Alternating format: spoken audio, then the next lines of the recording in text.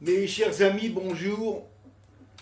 Nous allons aujourd'hui traiter d'un sujet hautement actuel, je dirais même brûlant, c'est-à-dire du sujet, du thème qui est le Mashiach.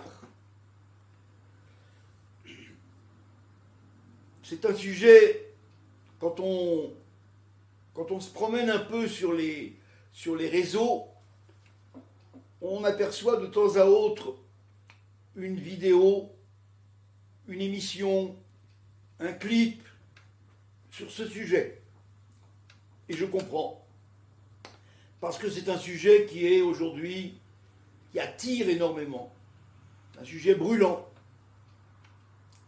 Et les rabbins ne se font pas faute d'en traiter. Malheureusement,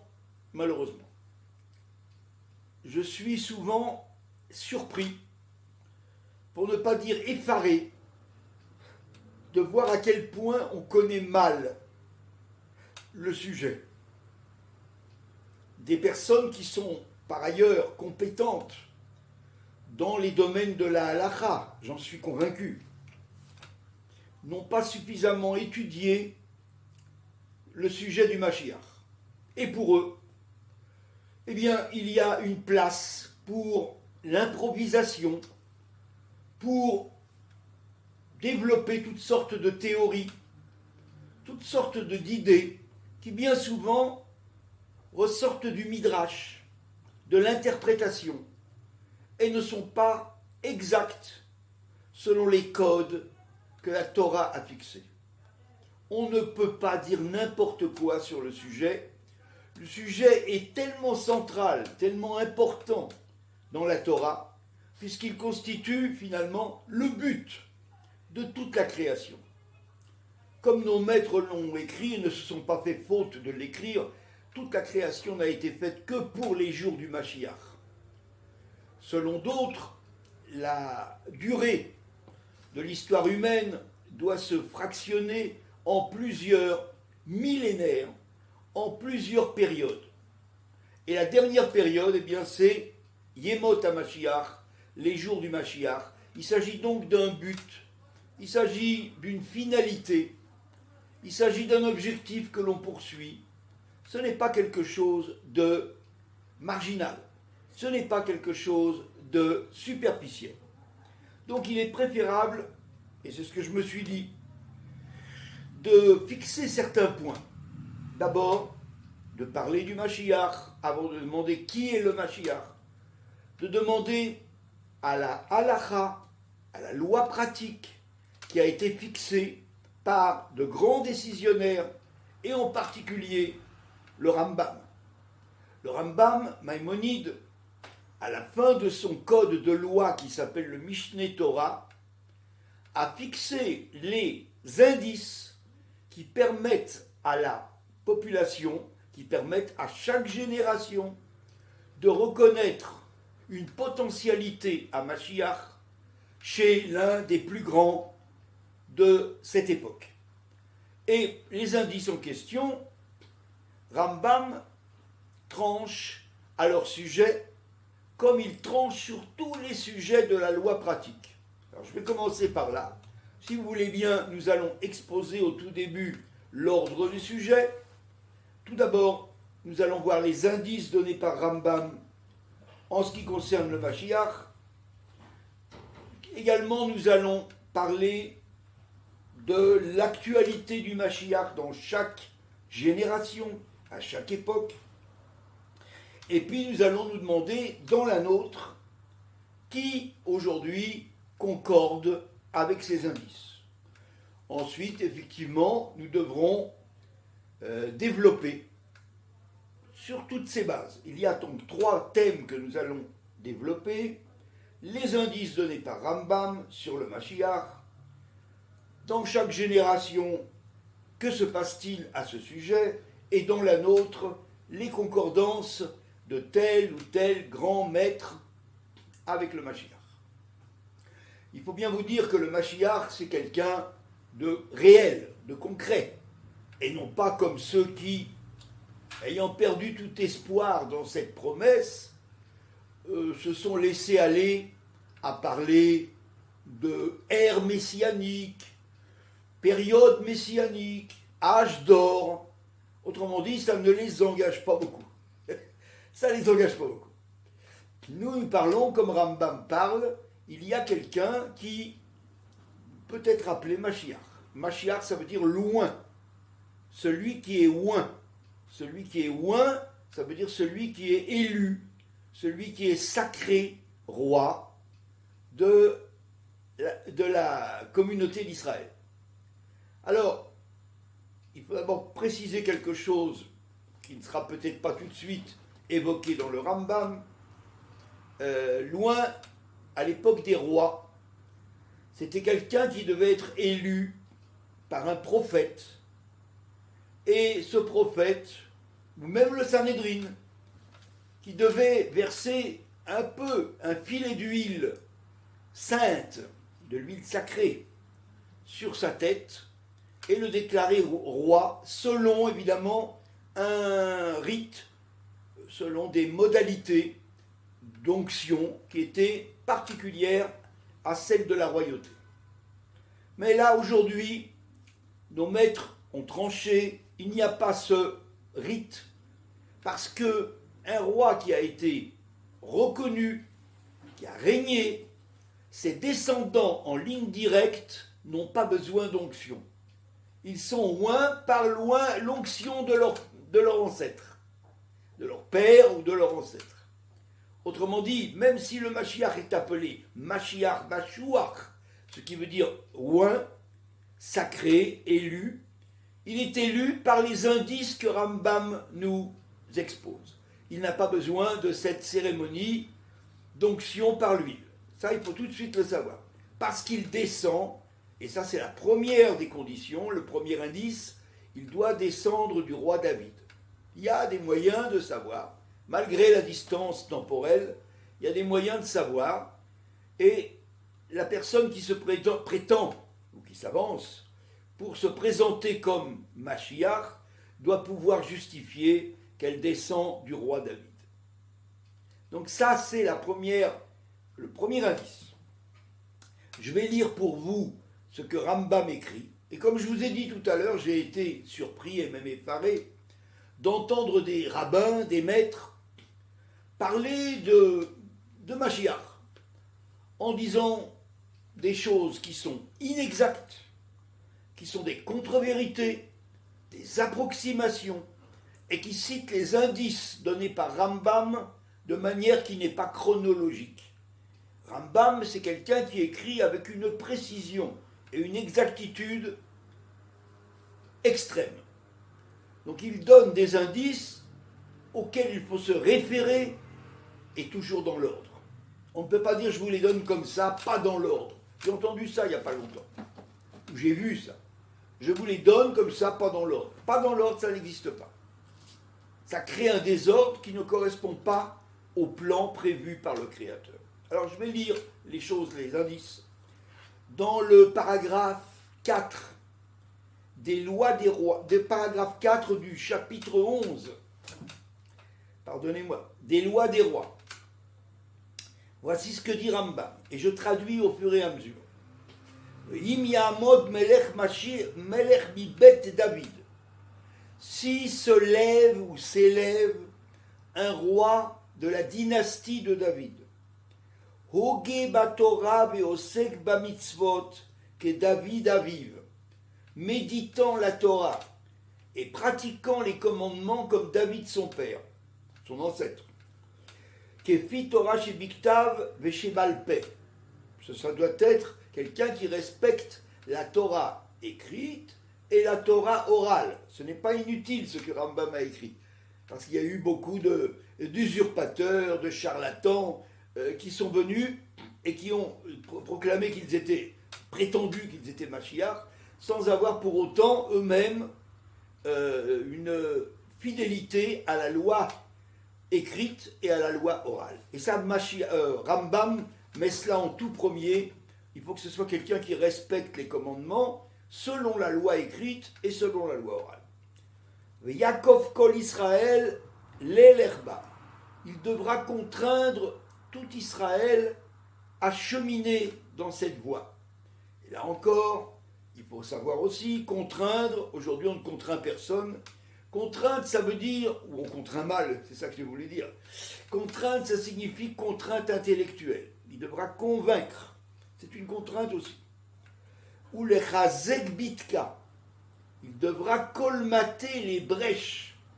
Les brèches de la Torah signifient les questions qui sont restées en suspens et qui n'ont pas trouvé de conclusion pratique. Et il y en a beaucoup. Et toutes ces conclusions qui n'ont pas été trouvées, le Mashiach doit pouvoir les trouver d'une manière magistrale, qui met tout le monde d'accord. Ilachem milchamot Hashem. Là, il devra guerroyer. Guerroyer, c'est-à-dire mener les guerres de Dieu.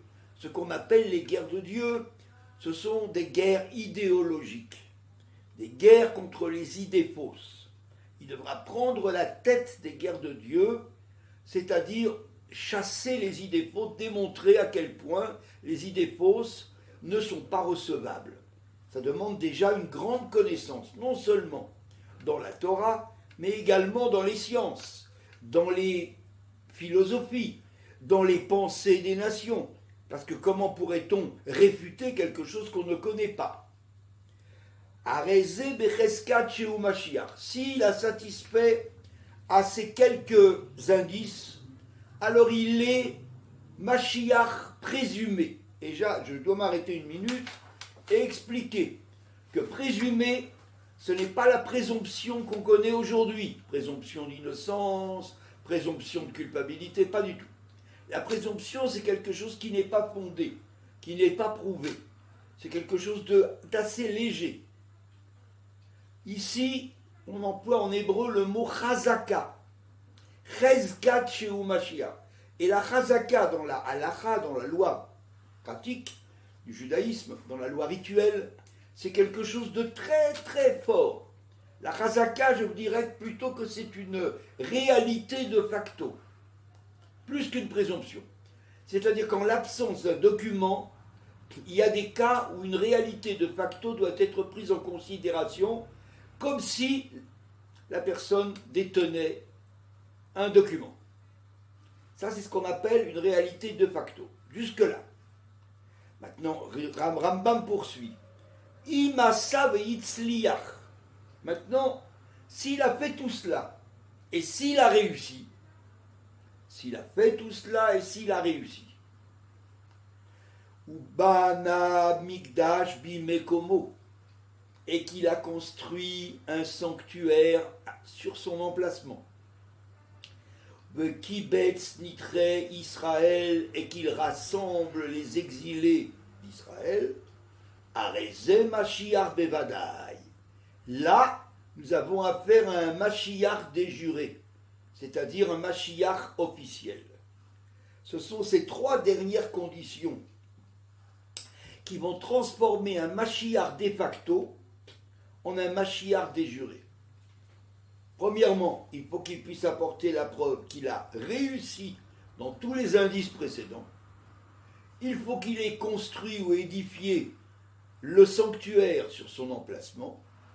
Et il faut qu'il ait rassemblé les exilés d'Israël sur leur terre. Alors là, nous avons affaire au Mashiach véritable, certifié, authentifié, déjuré. Vitaken et haolam, kulo, la'avod et Hashem, beyachad. Et là, son rôle ne s'arrête pas là. Il va arranger le monde. Le monde a besoin d'être arrangé. Après avoir obtenu sa certification dans le peuple d'Israël, il doit arranger le monde. Arranger veut dire réparer, veut dire reconstruire le monde entier, l'humanité. Chez Nehema, comme il est dit dans les prophètes, qui az et epoch el amim, parce que dit l'Éternel, je vais faire revenir sur les nations, Safa Berura, une langue pure, une langue épurée. Likrokulam Beshem Hashem, ils pourront tous invoquer le nom de l'Éternel, ou le Ovdo Shrem Echad, et ils pourront tous le servir d'un même élan. Fin du chapitre 11. Vous voyez, il y a ici donc des indices qui sont donnés dans l'ordre. Si on met la pagaille, et si on décrète que finalement n'importe quel indice est bon et dans n'importe quel ordre, il est évident que ça ne permet pas l'éclosion, l'émergence, et bien sûr la reconnaissance du Mashiach. On a vu maintenant donc les indices donnés par Rambam, et on est obligé de penser qu'il nous faut rechercher quelqu'un sur le conseil de Rambam, quelqu'un qui va correspondre à notre époque à cet ensemble d'indices, à ce facteur d'unité et de réussite. Pourquoi est-on obligé? Là, vous allez me demander pourquoi est-on obligé?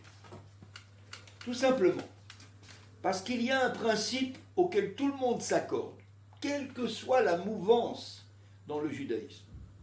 Arakelo bechol yom sheyavo.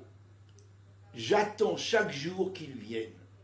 C'est un des principes fixés par Rambam, par Maïmonide. Et je m'empresse de préciser que quand je vous ai cité Rambam, Maïmonide, pourquoi me suis-je concentré sur lui? Tout simplement parce qu'il est le seul de tous les poskim, de tous les décisionnaires du judaïsme, à avoir traité des lois du Mashiach. Et là, il ne rencontre aucune opposition. Il ne rencontre aucune contestation. Habituellement, dans le Rambam, il y a des voix discordantes qui se font entendre. Sur tel point, sur les lois de ceci, sur les lois de cela, les lois rituelles. Là, rien. Parce que personne n'a jamais rien écrit là-dessus. Et c'est pour ça que je me suis concentré sur ce qu'écrit le Rambam. Donc, dans la mesure où il écrit 13 articles, qu'on appelle les 13 articles de la foi juive, les 13 articles de la foi juive, on appelle ça aussi en hébreu les Yud Gimel Haïkarim, qui figurent dans la loi orale, on est obligé donc de considérer ce qu'il dit sur le Mashiach. Nous devons tous attendre chaque jour sa venue. Et ceci depuis la plus haute antiquité. Dans la mesure, et ça je le tiens d'une des sirotes du Rabbi de Lubavitch, donc c'est une opinion autorisée et compétente, dans la mesure où chaque jour j'attends sa venue, c'est qu'il s'agit de quelqu'un qui est là. Si j'attends chaque jour son dévoilement, sa révélation, sa présentation, c'est qu'il est déjà là. Il ne s'agit pas d'un bébé qui n'est pas encore né.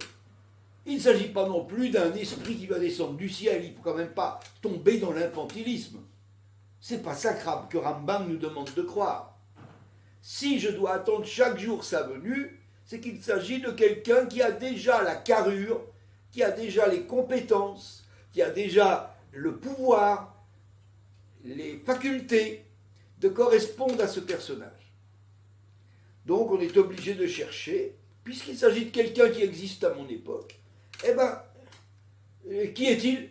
Qui est celui qui est le mieux placé pour moi, à mon avis, voulais-je dire, pour correspondre au Mashiach? D'ailleurs, cette opinion est soutenue par un certain nombre de nos maîtres. Je citerai par exemple Rabbi Ovadia de Bertinora, qui est un commentateur extraordinaire, on pourrait dire le premier commentateur de la Mishnah, et qui écrit sur le Megillat Ruth, sur la Megillah de Ruth, il y a dans chaque génération un homme de la descendance de Yehuda, Yehuda étant l'ancêtre de David, un homme de la descendance de Yehuda qui est apte à être le Mashiach. Et lorsque le moment viendra, l'Éternel se dévoilera à lui et lui fera signe de délivrer le peuple d'Israël. Donc il s'agit ici de quelque chose qui dit dans chaque génération, il y a quelqu'un qui a le pouvoir d'être ce Mashiach.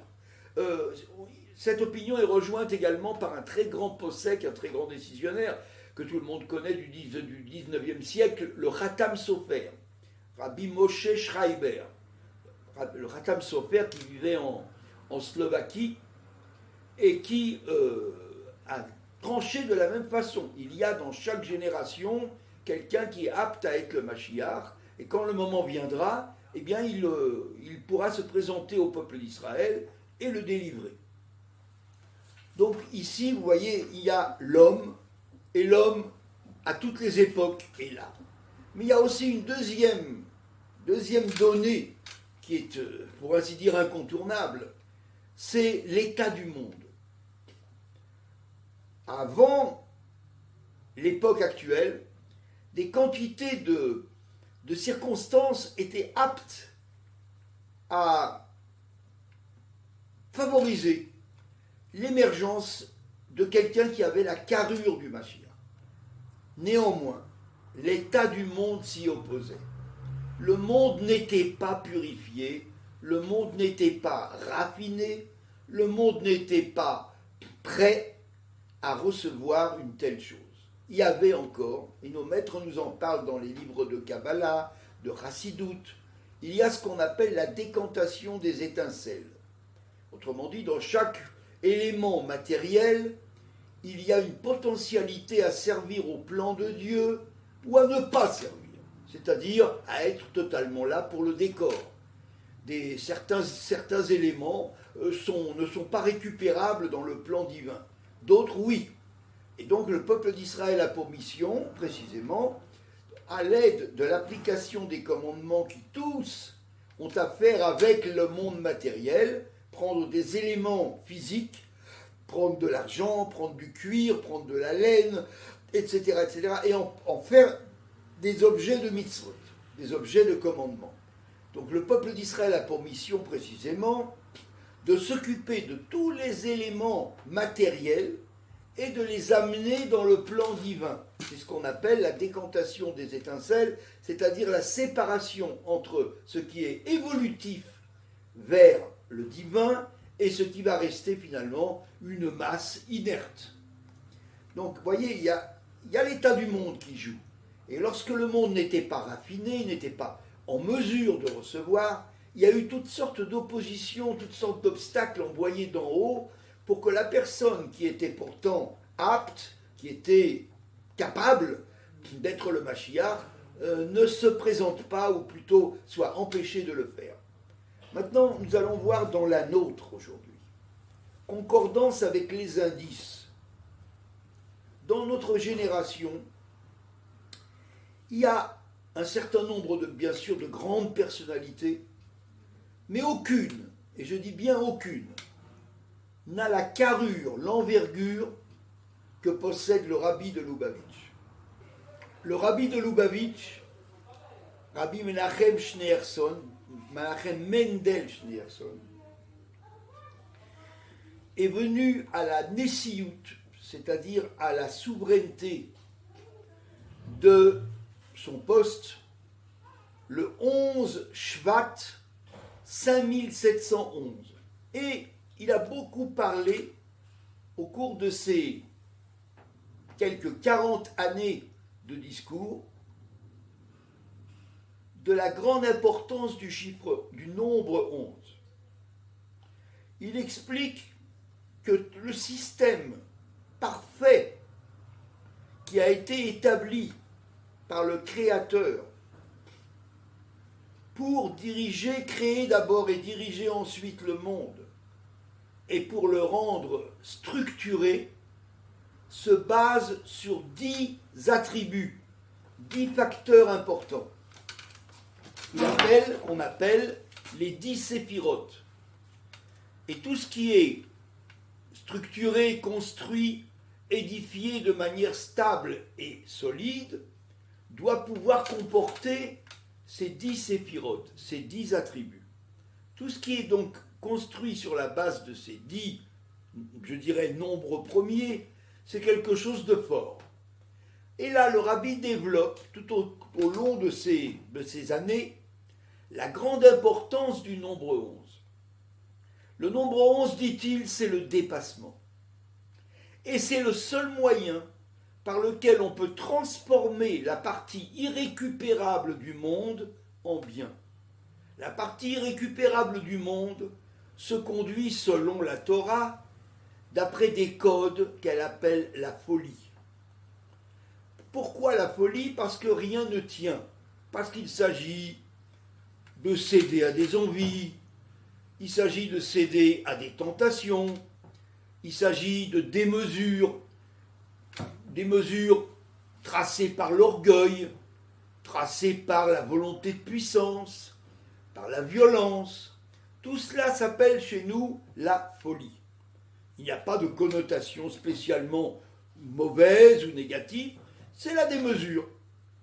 Et le rabbi explique que si nous, dans notre service, un service qui pourtant, au départ, est intellectuel, intelligible, sensé, construit, si nous faisons entrer dans ce service un tout petit peu de démesure, un petit peu de folie, un grain de folie, et non pas, vous me comprenez très bien, je parle entre guillemets, il ne s'agit pas d'être fou.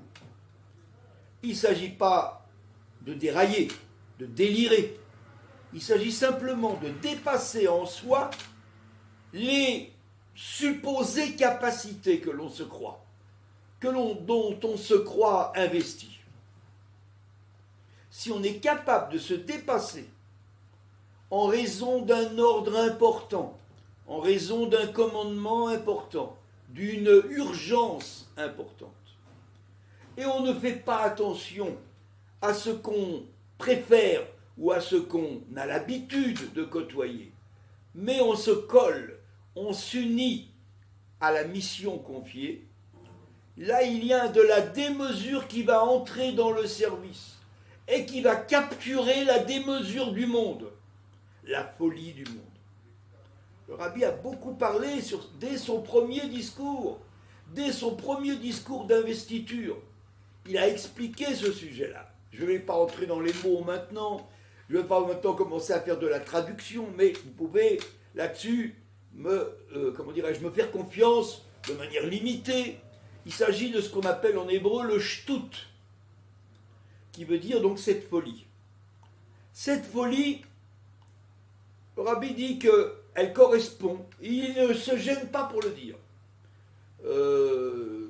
40 ans plus tard, il n'y a pas très longtemps, donc en 1992, le rabbi parlant précisément de cette date d'investiture, dit clairement que c'est le lendemain du 10.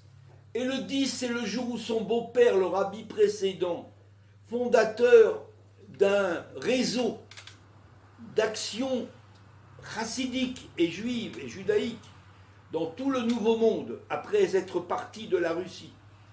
Le rabbi précédent quitte ce monde le 10 Shvat.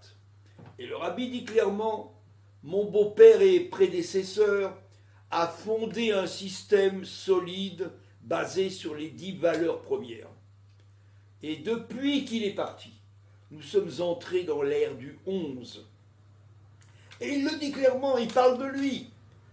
Il dit, aussi bien le jour de la naissance, et là il parle de sa propre naissance. De qui voulez-vous qu'il parle?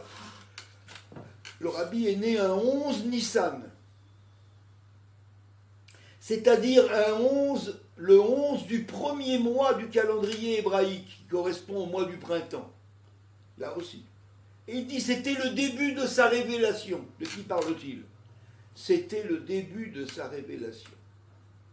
Le 11 Nissan. Ensuite, il dit, vous savez, il y a 12 tribus dans le peuple d'Israël, et chaque tribu correspond à un mois du calendrier.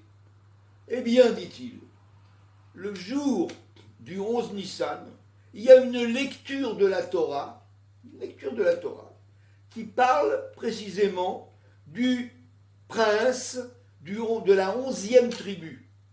Et si vous vous calquez sur cette concordance entre les 12 tribus et les 12 mois, eh bien ça correspond donc au 11e mois du calendrier. Le 11e mois, c'est celui où le rabbi a accédé à la souveraineté. Alors il parle énormément de cela, il parle sans se gêner. Il dit le 11e jour du 11e mois est lié avec la perfection de la révélation, sous la forme d'une nessiout révélée, d'une souveraineté révélée. Oui, il parle carrément de lui. Là, on peut s'étonner en se demandant comment un homme peut parler de lui de cette façon. Et là, j'aimerais bien, puisqu'on discourt à bâton rompu, rien n'étant préparé, j'aimerais bien vous parler de quelque chose qu'on trouve dans le Talmud, à la dernière page du traité Sota. Il y a là-bas une histoire, une anecdote, qui nous raconte que dans la yeshiva, dans l'académie de Pumbedita, c'est-à-dire une ville qui se situait en Perse, et où il y avait une très grande académie talmudique, on appelle d'ailleurs la Babylonie, on continue de l'appeler dans le judaïsme la Babylonie, il s'agit de la Perse, puisque le roi Cyrus avait chassé les rois de Babylone, ils s'étaient établis à leur place. Alors dans cette yeshiva de Pumbedita, on discourait sur le Talmud, sur la Mishnah, et c'est là que s'élaborait la Gemara, c'est-à-dire la loi orale. Alors la Mishnah nous dit ceci: depuis que Rabbeinu Akadosh, autrement dit l'auteur de la Mishnah, Rabbi Yehuda le prince, depuis qu'il est parti de ce monde, sont partis en même temps que lui la modestie et la crainte du péché. Autrement dit, il n'y a plus personne qui correspond à des critères aussi parfaits d'humilité et de crainte du péché. Et là, Rav Yosef, qui était le recteur de l'académie, l'homme le plus grand de son époque, interrompt le lecteur de la Mishnah et lui dit: stop, je vais vous dire une petite précision. Pour la crainte du péché, c'est bien vrai, mais pour l'humilité, ça ne l'est pas puisque je suis là. Alors on peut trouver ça un petit peu fort de café. Comment un homme peut dire: je représente le symbole, je représente le parangon de l'humilité? Mais vous voyez, s'il y a des fois une qualité que personne ne peut reconnaître, ou que personne ne peut avoir l'audace de désigner, il faut que ce soit la personne elle-même, autrement dit, l'intéressé lui-même, qui le fasse. Sans l'ombre d'une fausse modestie, sans l'ombre d'une gêne quelconque. Et cela, ça correspond tout à fait avec les reconnaissances de sa messianité par le rabbi. Je peux vous citer une grande quantité de références où le rabbi parle clairement dans ses sirotes, dans ses allocutions, de son caractère messianique. Regardez, voilà par exemple, voilà ce qu'il dit à Simchat Torah 5746, ce qui correspond à 1986. Le Nassi d'une génération est le Mashiach de cette génération, son libérateur. Mais je n'éprouverais aucun mécontentement si on l'expliquait Mashiach dans son sens littéral, c'est-à-dire notre Mashiach. Du fait qu'ainsi est la vérité, le Nassi de la génération est le Mashiach de cette même génération. Vous voyez, c'est quelque chose de... Écoutez, quelque chose de beaucoup plus parlant. Notre légitime Mashiach, l'émissaire dont il est question dans le verset « Envoie donc celui que tu enverras », c'est mon maître. C'est mon beau-père, le rabbi, Nassi de notre génération. Mais, ainsi que l'extension constituée par son successeur après lui. Qui est son successeur? Si ce n'est le rabbi lui-même. Alors, vous voyez, il y a encore quelque chose de très parlant. Je vais vous en citer que 3. Il y en a une foule en réalité. Qu'il en soit ainsi pour nous, de manière concrète, dans tous les sens du mot miyad, qui veut dire immédiatement.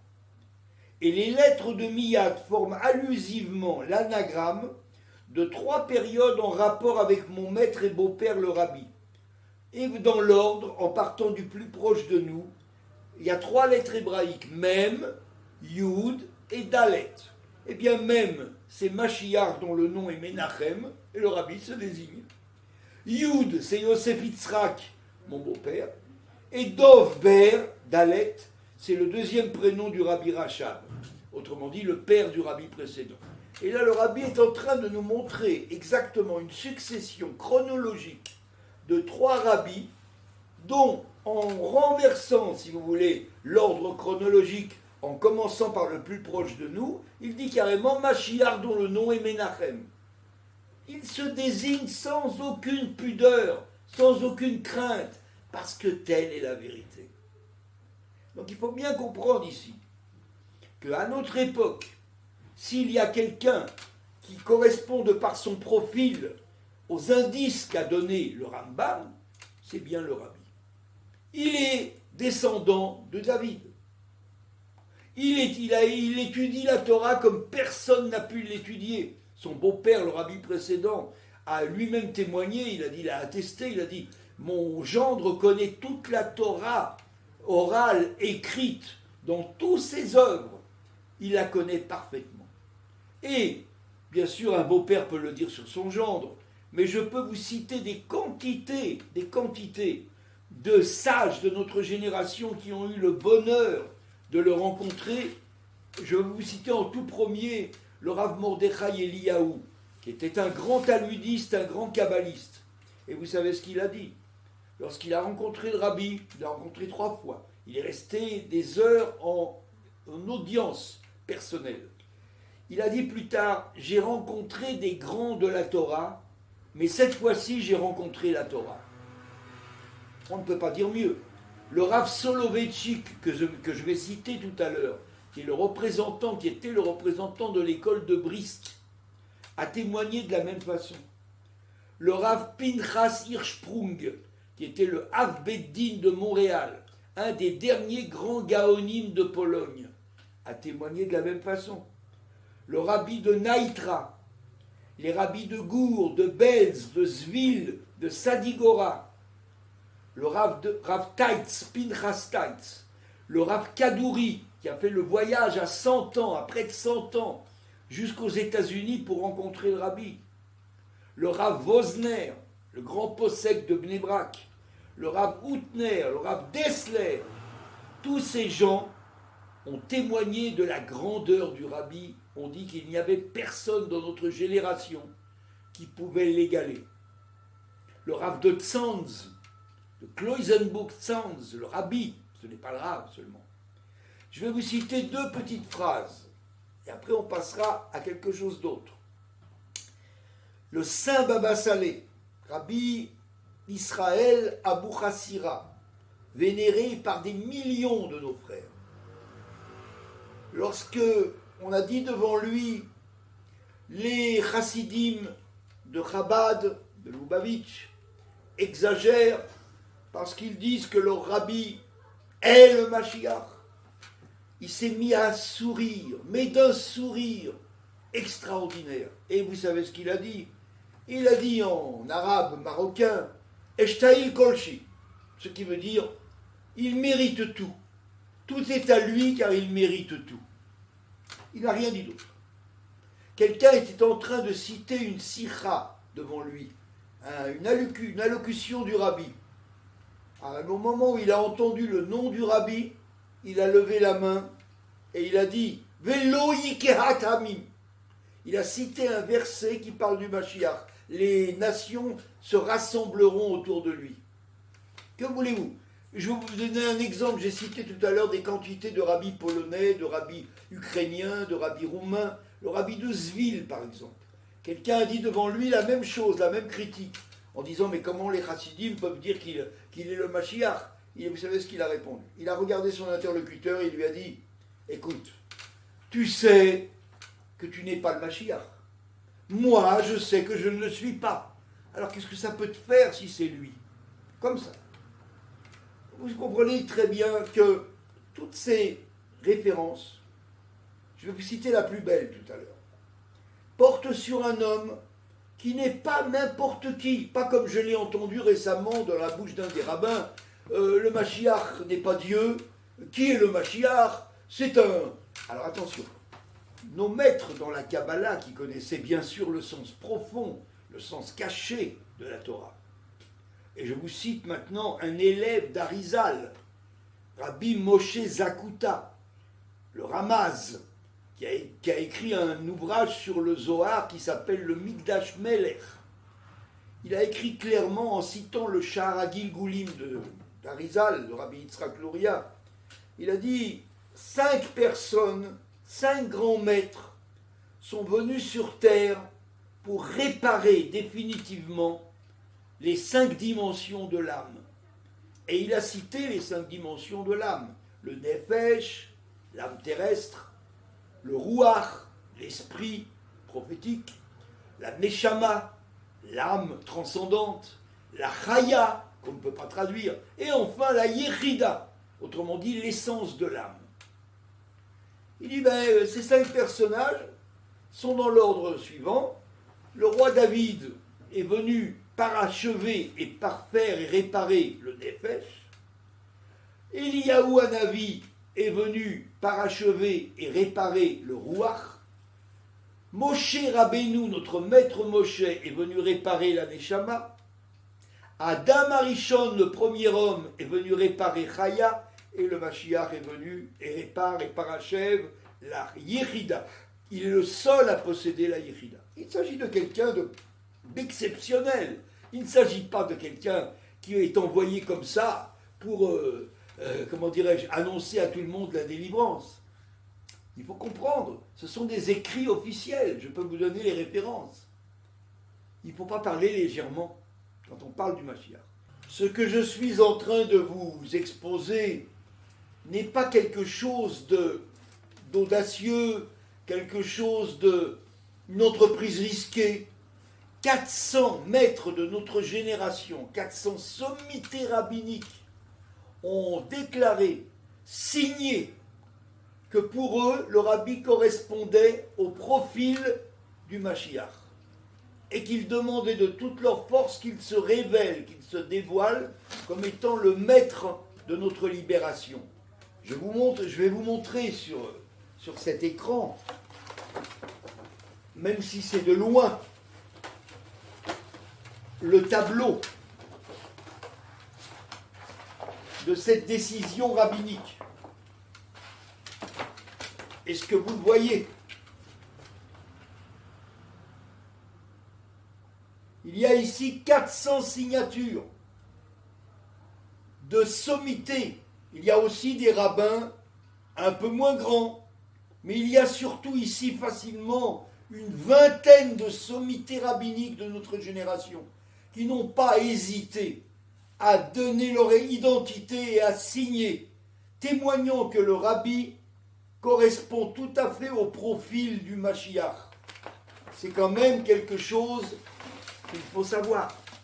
Nous terminerons en citant les 3 derniers indices fixés par le Rambam pour qu'on puisse reconnaître la personnalité qui correspond à celle du Mashiach de facto.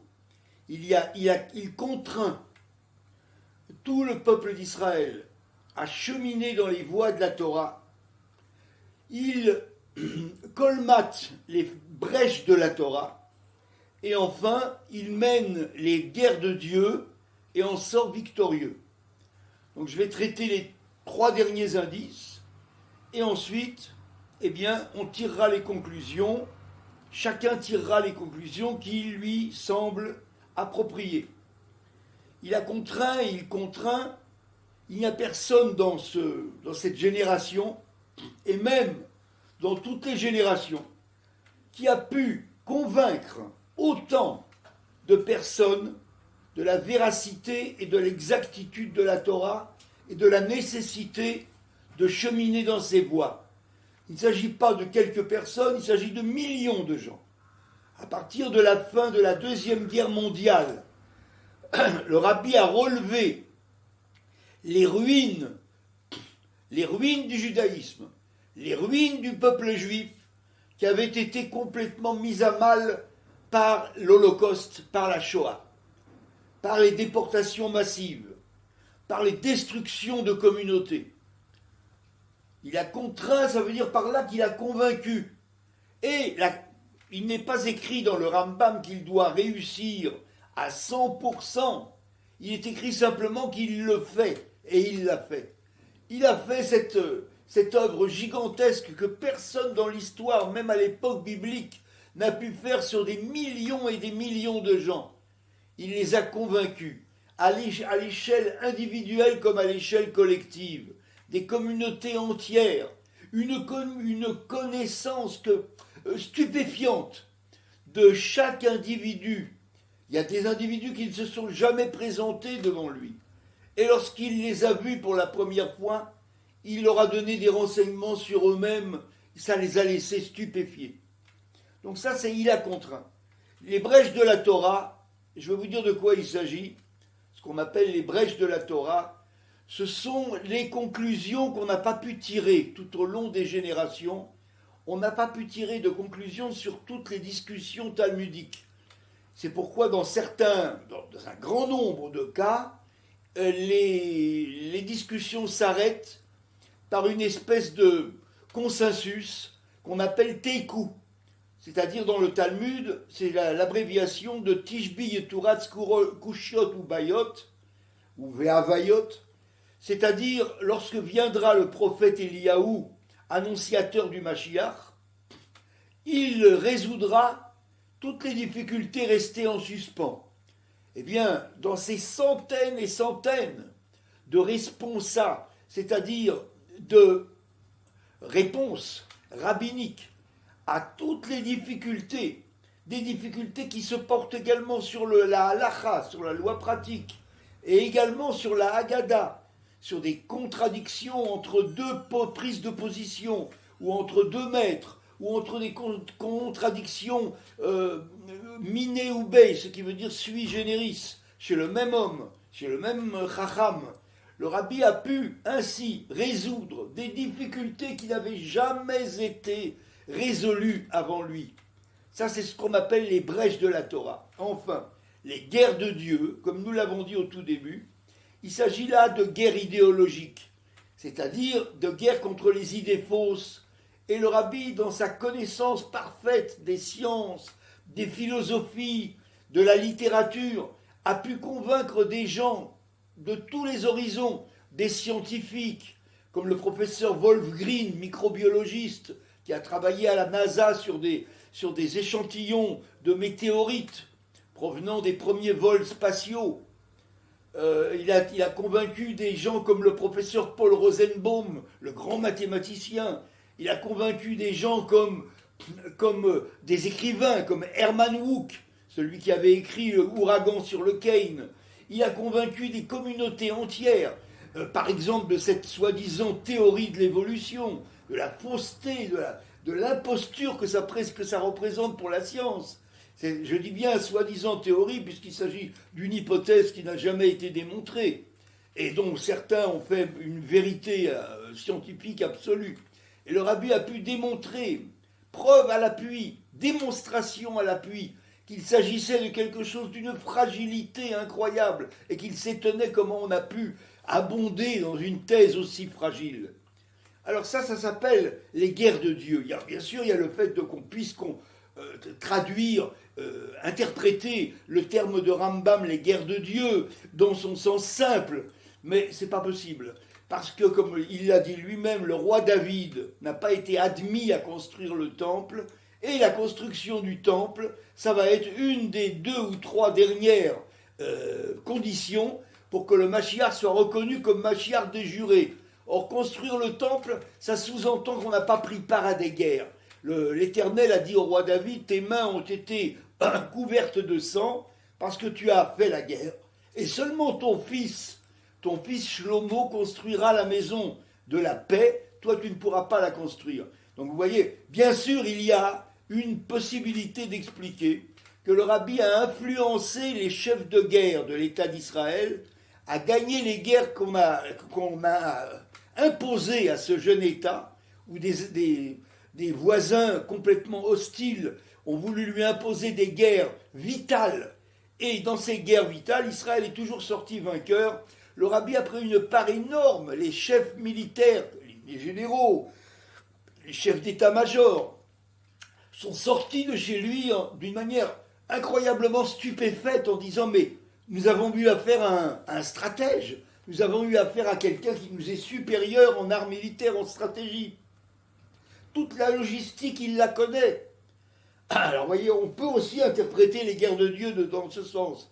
Mais le principal, selon la plupart des commentateurs qui se sont attaqués à ce sujet, ce sont des guerres idéologiques et le rabbi les a gagnées. Alors, mes chers amis, nous avons aujourd'hui démontré ou essayé de démontrer que dans cette génération, il n'y a personne qui puisse égaler la concordance totale du Rabbi avec le profil du Mashiach. Merci de votre attention.